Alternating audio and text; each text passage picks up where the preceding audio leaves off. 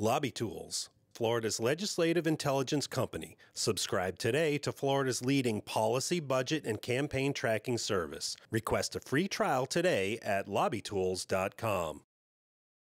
Earlier this year, Tallahassee mother Celeste Chambers was found guilty and faces life in prison for trafficking her now 18-year-old daughter since she was only 2 years old.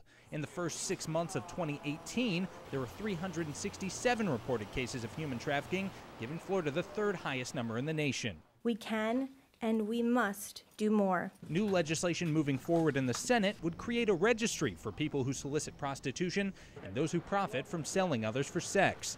Corporal Alan Wilkett says registries in other states have reduced the demand for prostitution. And reducing demand is critical in order to bring down human trafficking. But a group representing consensual sex workers says the punishment is too harsh. Creating another tool that puts people's names on a list just creates another barrier for them once they pay their debt to society. Some argue the legislation doesn't give victims enough say in deciding when they're ready to come forward.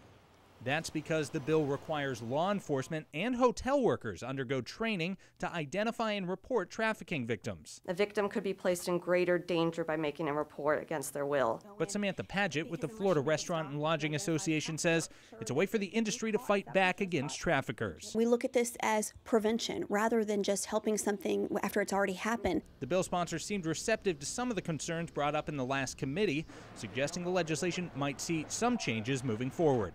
In Tallahassee, I'm Jake Stofan.